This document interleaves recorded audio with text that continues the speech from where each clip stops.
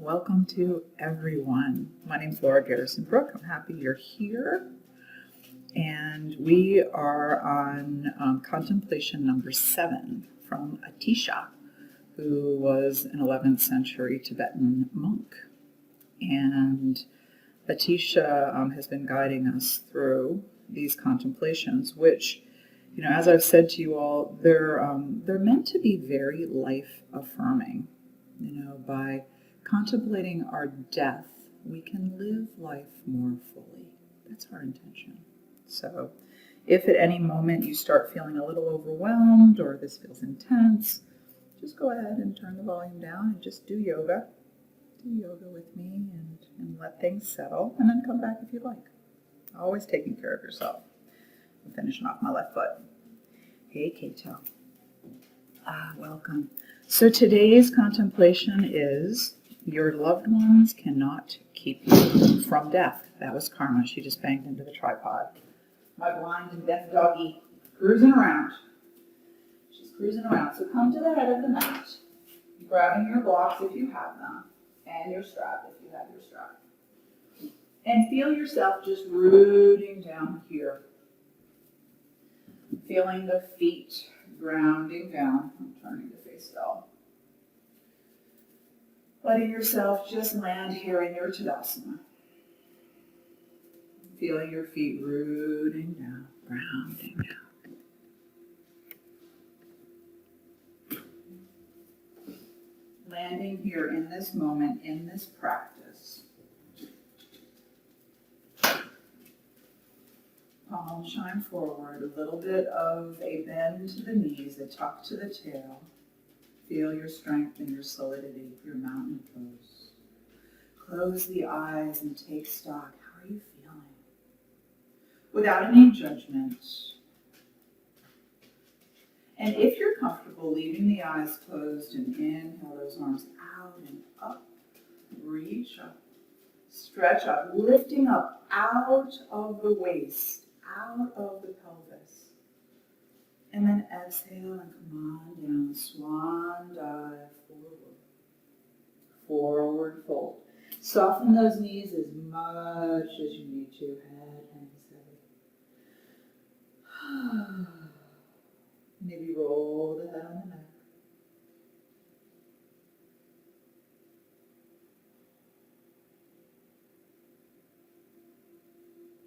Inhale, arch up halfway, flat back. And exhale, release. And inhale those arms all the way up, reach up, lift up. Eyes can remain closed if that's comfortable, and then hands down the midline. So thinking about this contemplation, your loved ones cannot keep you from death. And I was thinking about this, as I was preparing for class, inhaling those arms up, Urdhva.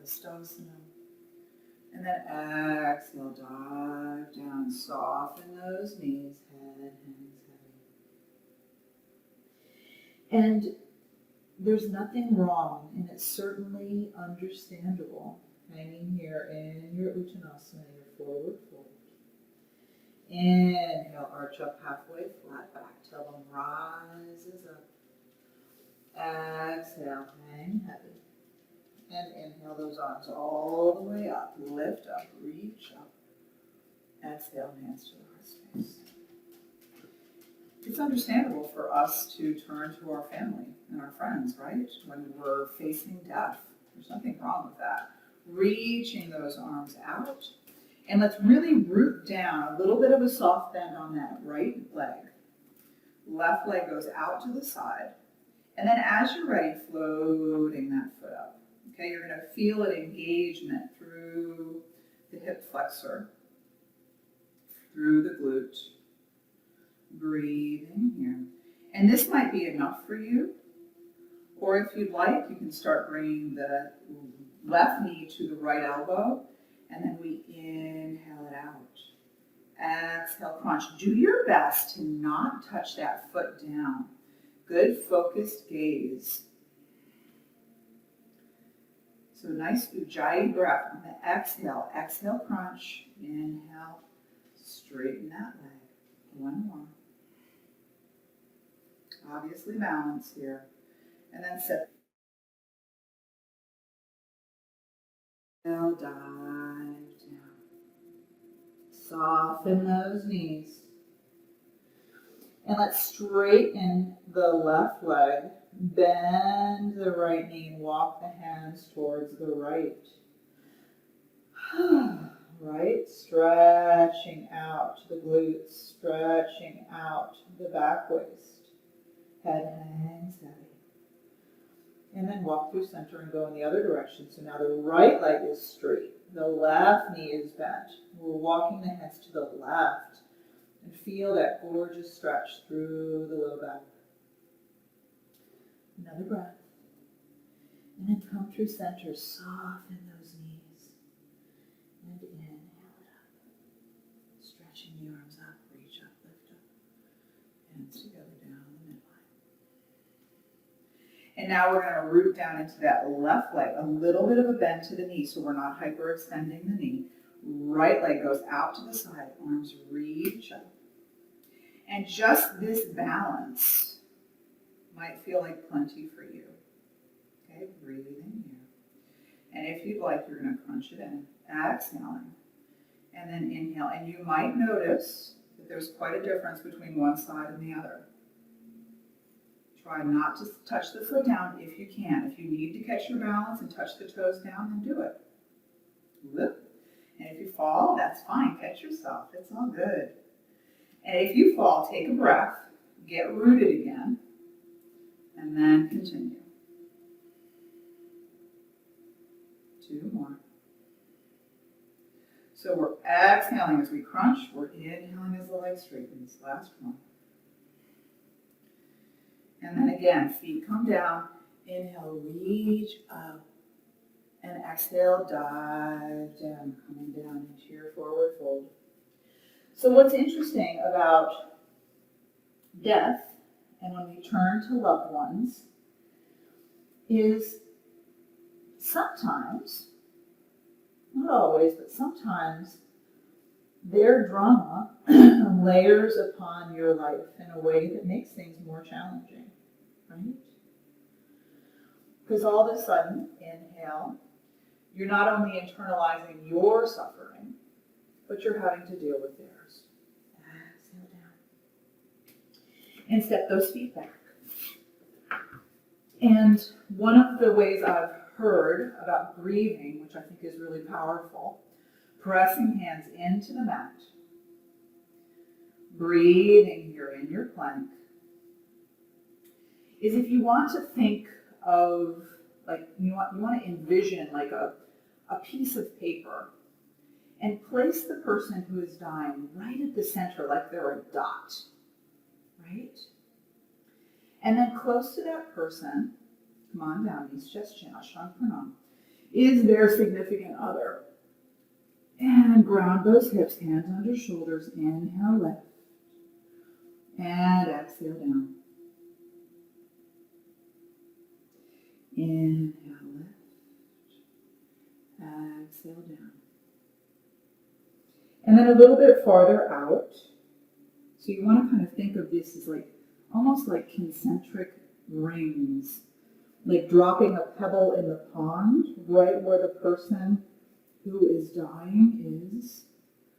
And then you have the significant others. Maybe bringing a little bit more height to your cobra. And then the next ring out of the children, siblings, parents, if parents are still alive. Inhale, lift. Exhale down. And then more extended family and friends. And then colleagues. So you go out and out and out. And where this image becomes really powerful is when it comes down to grieving and needing support. You always request support, coming up onto the knees, palms press. You always request your support in an outer ring from the one you are in. So obviously the person who's dying can request support from anyone because they're in the center. Plugging those hands in, curl the toes, lift the hips, and walk your feet out. The significant other can request support from anyone except the person who's dying. And that's not to say that there shouldn't be conversation. Bend the right knee, right ear towards the right bicep. Settle that left heel down, and then switch sides. Right heel comes down, left knee bends, left ear towards left bicep. Stretch out the side of the neck. Tailbone rises up, head hangs heavy. Another breath. Flip that right leg back and up, stretch it up, step it forward. Coming into your Anjaneyasana. Right knee is right over the ankle. Float those arms up. So the back heel is up. This is the difference between Vira 1 and high crescent. And drop it down, feeling that beautiful stretch. Open the heart. And this is where things sometimes get sticky, right? Where people lean on the person who's dying. They lean on the significant other. And that's where, loved ones can make death a little bit more challenging for the people who are towards the center of the circle. Breathe in here, and then twist. Left elbow catches the right knee. And we're human, right? A couple of years ago, the woman who actually started me on my journey on Insight Timer in LF, she's a neighbor of mine whom I love, a yoga student of mine, a dedicated yoga student, opening up the heart. She was walking her dog and plugged those hands down, step it back, down dog. And she says, Laura, I have something I need to tell you. And I said, well, what's that, Anne? And she says, well, I have stage 4 lung cancer. And, I'm going to be pursuing chemo. But this is not something that I'll be getting better from. Breathing here in your dog. Knees under hips, hands under shoulders. And I just started crying. She wrapped her arms around me. This was before COVID. Inhale, lift up. And she's comforting me. Right? And I love her. It is what it is. It's not ideal. It's certainly not matched up with that grieving, circle that I mentioned. But life happens. So that's not to say if you're not experiencing something and you realize, whoops, I leaned on someone on the inner circle from me. You're human. And Anne felt my love. She felt how distraught I was. We're exhaling, we're arching. And she was, I put together a meditation, a healing meditation for her. And that was the very first meditation I put on Insight Timer. Inhale out. And she's still with us. Happy to say, she's still with us. Exhale, arch. And walk those hands forward, curl the toes, lift the hips. Settling the heels down. Gliding those shoulders apart. Breathing here. And then flip that left leg back and up. Stretch it up. Reach it up.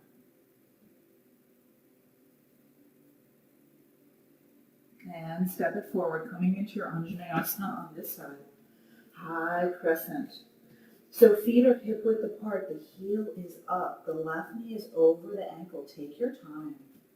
Feel yourself root down into the feet. And then lift it up. Breathing here. Let yourself drop down into your crescent. Beautiful stretch. Keep breathing. Don't hold the breath. And And take your twist. Now it's the right elbow on the outside of the left knee. And breathe.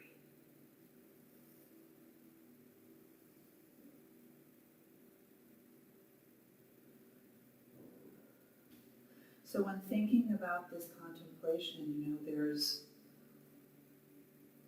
I think it's helpful for us as we plan, as we consider, thinking about the likely responses, of ourselves to loved ones who might be likely to pass. Inhale, lift, high crescent, and hands come down. And with this knowledge of how can we make their death easier. Tailbone lifts up, head hangs heavy. Roll the head on the neck. And if you'd like, come through a vinyasa or not. Come into child's pose, rest in down dog. Breathing here in your plank, feeling the heat build in the belly. So Joan Halifax writes, "The people whom you love cannot keep death from you, and these strong attachments may produce sorrow and clinging." Drop those knees down, which make dying more difficult. Settle the hips down. Hands under shoulders. Inhale, lift. Your loved ones are essentially helpless and powerless in the face of your dying. Exhale down. No matter how kind and adept your friends, inhale, lift up into your Bhujangasana, might be, ultimately they cannot prevent your death. There is nothing they can do for you at the moment of your death. Death will simply prevail. Look at this deeply. Inhale, lift up.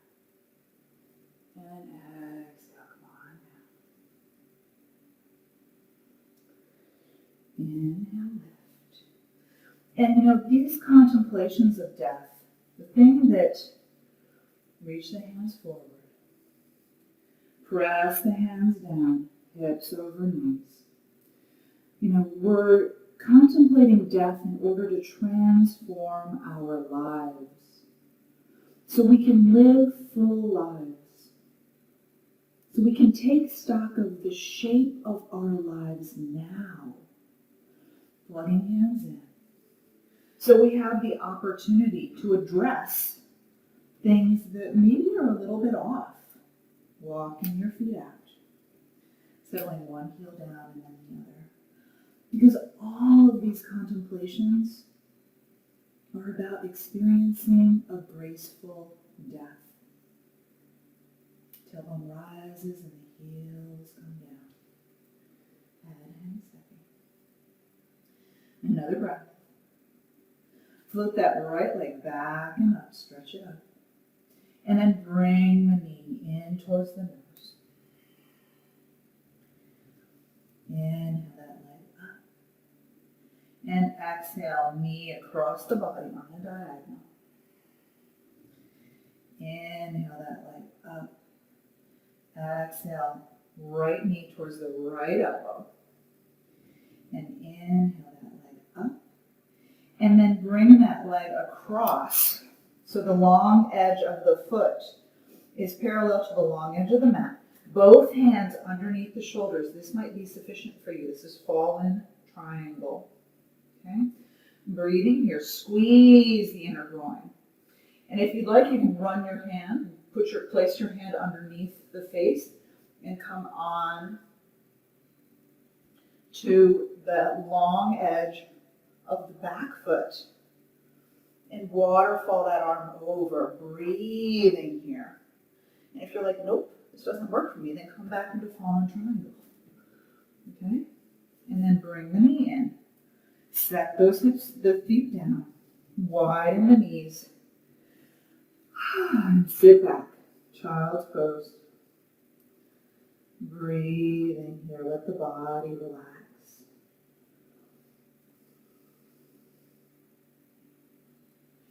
And just allow yourself to melt into this thought of what would my graceful death look like. You know, if I all of a sudden realized that I'm going to wind up dying tomorrow, what would that look like? Would there be panic? Would there be, oh my gosh, there's so much undone? And let go of the transactional stuff. Plugging the hands in. Curl the toes. Come on up, down dog. Let go of the stuff where you're like, oh, I've got to fund the IRA or whatever. But think about the emotional stuff, the stuff that's undone. Floating that left leg back and up. Bring it up the midline towards the nose. Inhale, lift it up. And then across on a diagonal towards the right elbow. Exhale, crunching. Inhale, lift it up. And exhale towards the left elbow. Inhale, lift it up. And then come across into fallen triangle on this side. So long edge of the left foot on the mat, off the mat. Hands under shoulders, and this might be sufficient for you. Really feel that beautiful squeeze through the inner thighs, stimulating the lymph nodes. And if you'd like, left hand goes under the face, roll onto the inner arch of the back foot, and lift the hips up as you waterfall that arm over. Breathing here.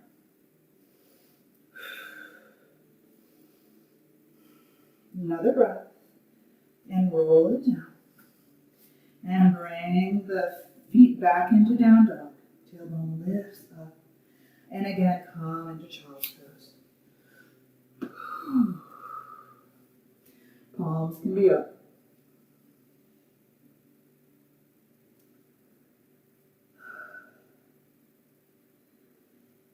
All of these contemplations are just us taking stock of our lives.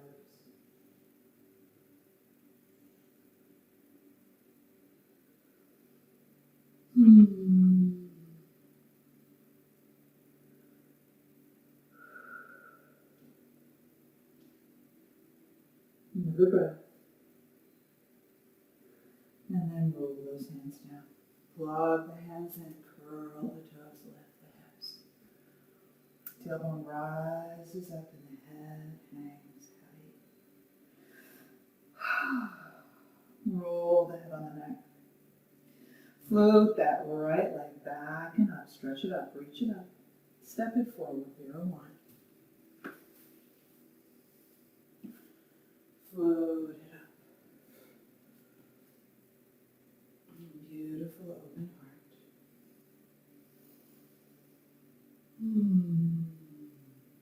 Step off onto that right foot, coming into your tree. So sole of the foot goes any place on the leg except the side of the knee, arms reach up. And feel yourself opening to these contemplations. Taking stock of how they land emotionally. Breathing, witnessing where there might be jagged edges where you need to do some work. Breathe. Another breath. Hands come to the heart space and float that leg back into your Vira 3. Breathing. Another breath. And then step it back. Virabhadrasana 1. Open it up. And then lengthen your stance. Vira 2. Hips are open towards the long edge of the mat. You're looking forward over the middle finger. Shoulders down the back. Breathing here in your Vira. And then forearm comes down and stretching open.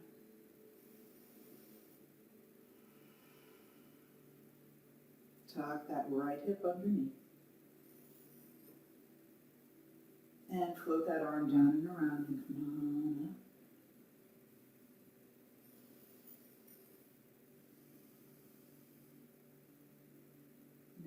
adjustment too. Another breath. And then hands either side of the foot. Come on down.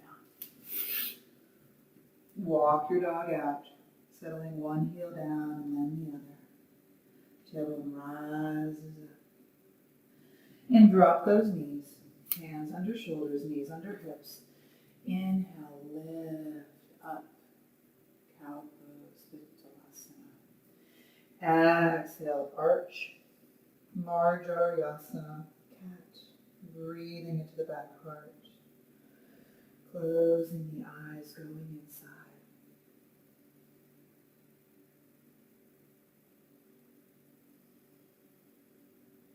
So the question for this contemplation, since our friends and loved ones, inhale up into your cow, won't be able to stop death from taking you, ask yourself, what really is going to help at the moment of your death? Exhale. Walk the hands forward, curl the toes, lift the hips down, dog. What will truly help? Lifting the tailbone up, the head hangs heavy. Flip that left leg back and up, stretch it up, reach it up, and step it forward. Knowing that you're going into your Vera 1, take your time, set your stance, float up. Hips are squared forwards towards the short edge of the mat. Breathing. And then stepping off into your Vrikshasana, your tree pose. Only place we're not placing the foot is on the side of the knee. Hands can be at the heart space. Pressing the foot into the leg and the leg into the foot as you grow your branches. Good focused gaze. Rooting down into the self-knowledge. What will make your death more graceful? Breathing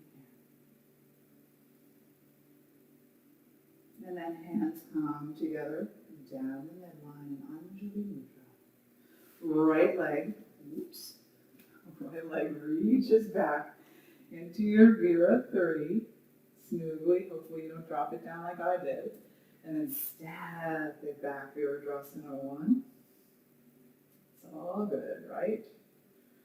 And then open it up, Virabhadrasana 2. Knees over ankle, arms stretch, fingertip to fingertip. Breathe in here. There's a tendency in Vera 2 to roll onto the inner back ankle. So really glue the long edge, the outer edge of the foot onto the mat as you stretch from fingertip to fingertip, looking over the middle finger with focus. And then come on down, side angle.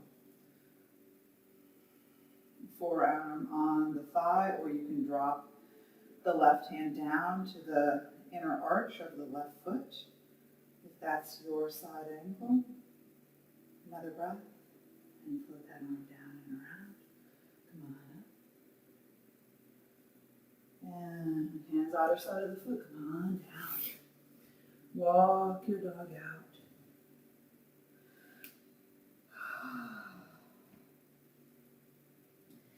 Tailbone rises up and the head hangs heavy. Breathing here. And come on to the knees. And onto the back body. Hugging the knees into the chest. And rock it out. Swim those legs around.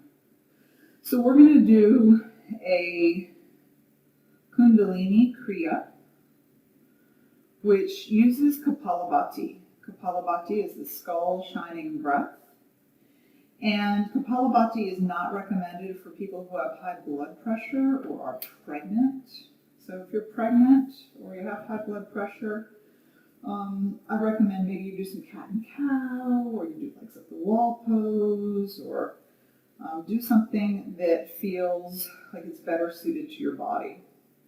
For the rest of us, we're going to have our palms down. We're going to lift our hips up, and we're going to place our hips on our forearms and broaden the back part. Like I roll the shoulders up and get the back part nice and flat. Chin comes into the chest, and we make ourselves into a human L. Okay? The hips being on the forearms, that supports the low back. Now, Kapalabhati is when we snap the belly in on the exhale, and then we passively just let the inhale happen. So it's a sniff through the nose, an external sniff. So it's a... I always laugh when I do Kapalabhati because it's like, ooh, I need to blow my nose. This can be very hydrating for the face. Okay, so that's Kapalabhati. A powerful sniff out as you draw the belly in, and then you passively just relax, and that vacuum that you've created means the air flows in. Okay? And then we're going to add in these crisscross legs as we do Kapalabhati. And I do it pretty quick, so if you start noticing some discomfort or whatever, you can slow it down. So it's... Let's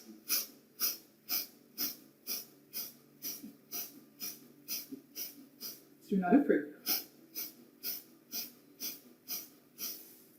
And bring the knees in. Swing those knees around. This is a tremendously energizing flow. So I don't think I have anyone who is with me in India or Australia. This is not a recommended flow for evening. So watch out for your time zone depending on where you are. Soles of the feet on the earth, arms alongside the body. And then let's just curl the tailbone up, pressing into the feet. Exhaling. And then inhale and roll it down. Keep those thigh bones parallel. Okay, don't let the knees splay open. And again, inhale, lift. And exhale down. If you have a block, I invite you to grab the block because we're going to do another round of that. And next time we're going to have a block in between the thighs. So again, lift the hips up, hips onto the forearms, palms are down. Roll those shoulders apart so the back part's nice and flat. It really gets grounded. Snuggle the chin in towards the chest. Legs go up, again, like we're a human L. And this time, it's like we're running on the ceiling. As we drop one leg down, the leg doesn't come all the way down. It floats. We're going to do the Kapalabhati again. And if you're like, well, I can do this without Kapalabhati, absolutely. So if Kapalabhati doesn't work for you, you can still totally do the leg movements. And just do it regular breathing.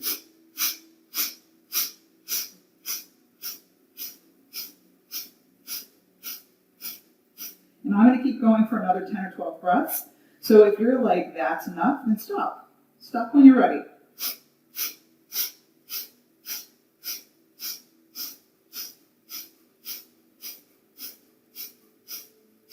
And stop.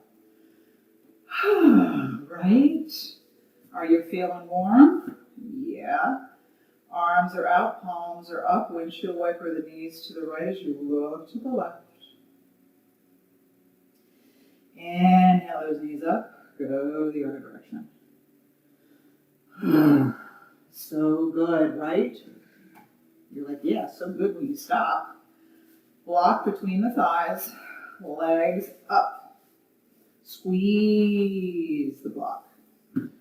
Arms alongside the body. Let's get the hips up again. Hips down on the forearms. Legs up. Now, if you don't have a block, no worries. Don't worry about it then. Okay? Again, broaden the back part. Chin in towards the chest. Squeeze the legs. And just a little bit of a lift. Don't hop. Just go really slow and smooth. As you lift the hips up, you Kapalabhati breath. And inhale it down.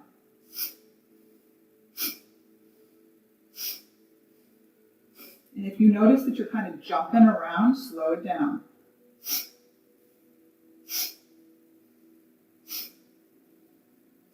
One more. And feet come down.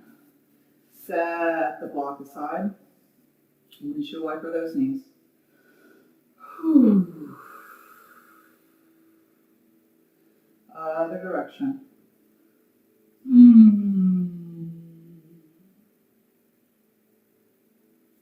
We're going to do one more round and we're going to go back to that crisscross.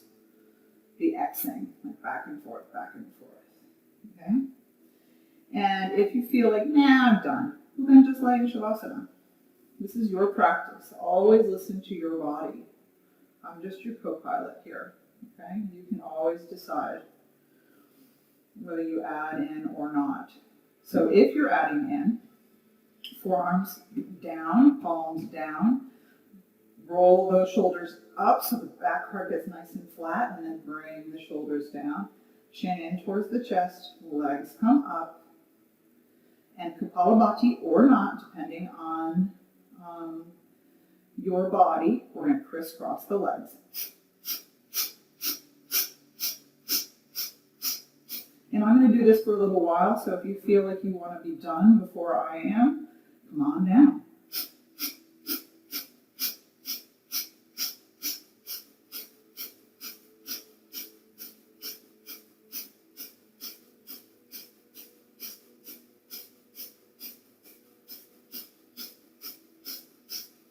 Just a few more.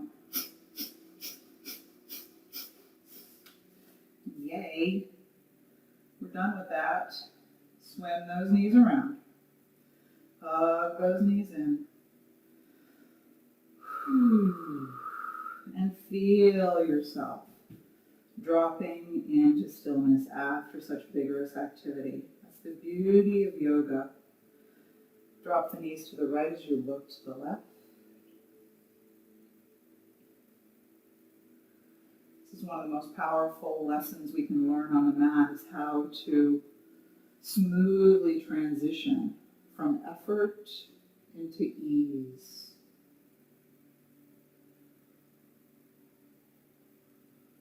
From effort into rest. So if you'd like, and you have your blocks, you can bring the soles of the feet together in your reclining cobbler. And we do this so we don't overstretch the inner thighs. So you take the blocks and you get them up pretty close to the hips so that the legs just kind of melt open. If you don't have blocks, you can also use a blanket. And just allow yourself to melt down. If you don't have blocks or a blanket, just take Shavasana legs. This is also taking care of our sacroiliac joints, so we're not overstretching our SI joints. Just allow yourself to melt down. Another breath.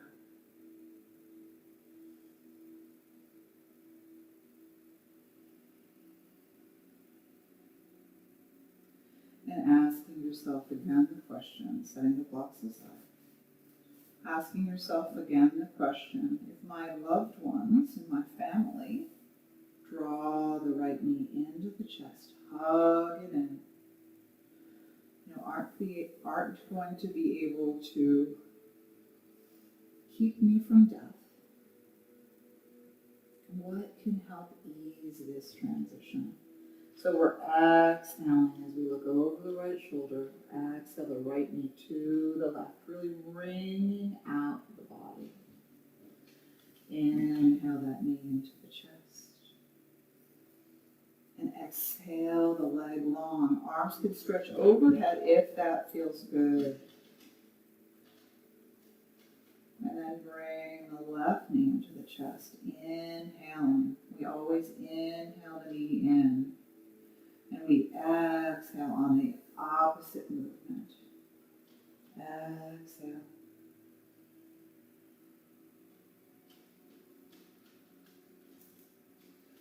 Inhale the knee in. Exhale the leg long. So just flow at your own pace. dropping down inside, bringing out the body. Eyes are closed.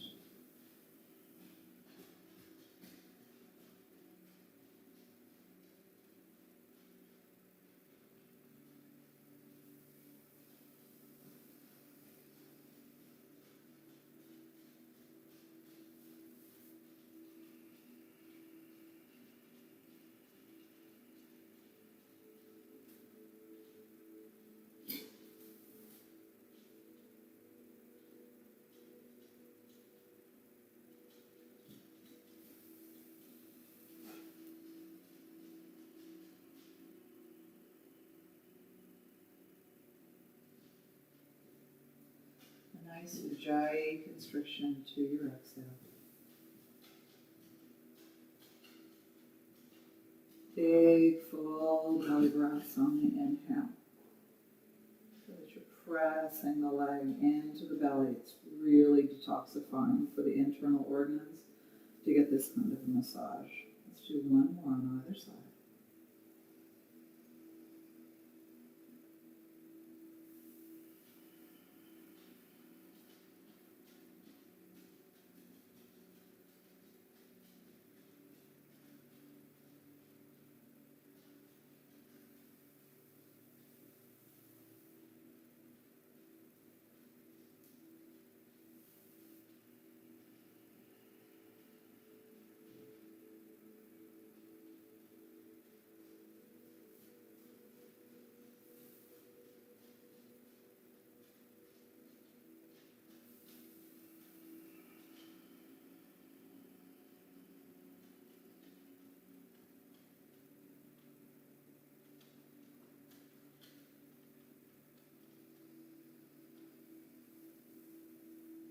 And then as you're ready, asking the body for one last pose that you'd like to take before transitioning into Shavasana. Whatever that might look like.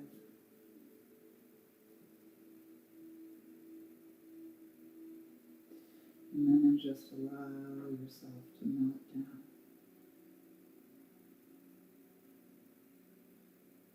Letting go of all the contemplations, all the thoughts, and just relax.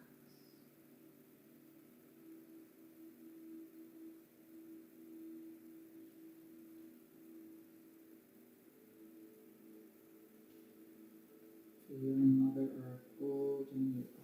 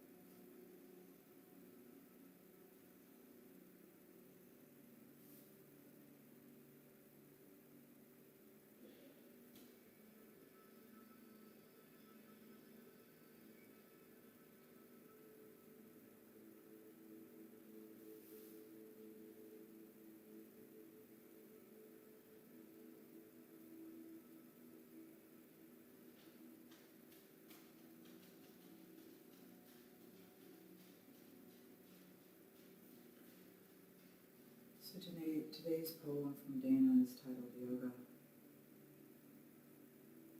Yoga is not about the pose. It's not the alignment of toes or hips or shoulders. It's not about the form.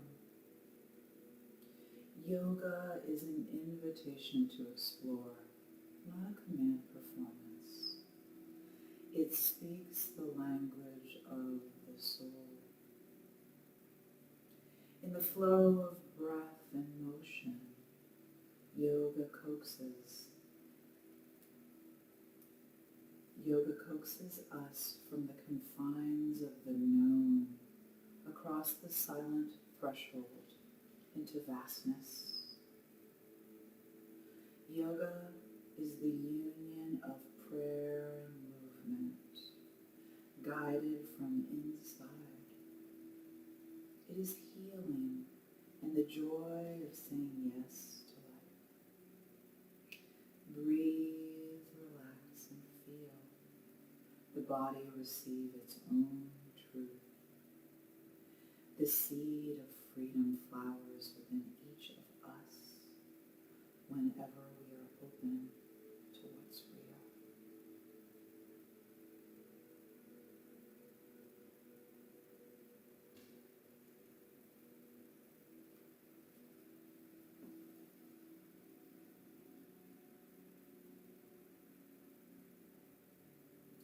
And that's what this journey feels like to me. It feels like healing ourselves so that we can say yes to life.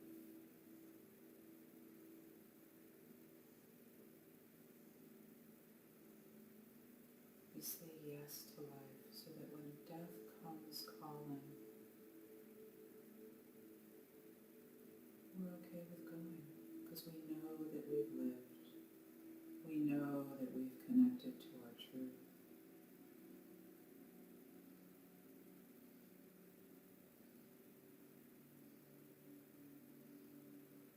We take stock of the shape of our lives so that this shape is suited to the shape of our souls.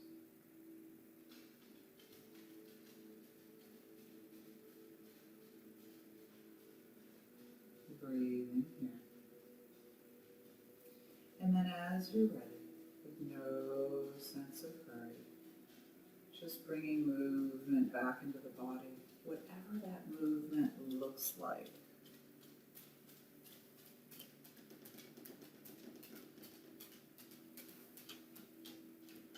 Whatever that movement looks like.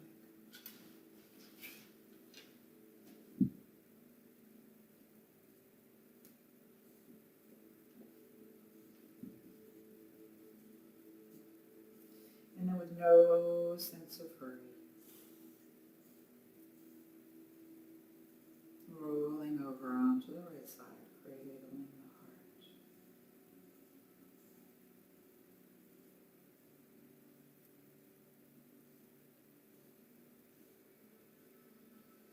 And carefully pressing yourself up into an easy seat.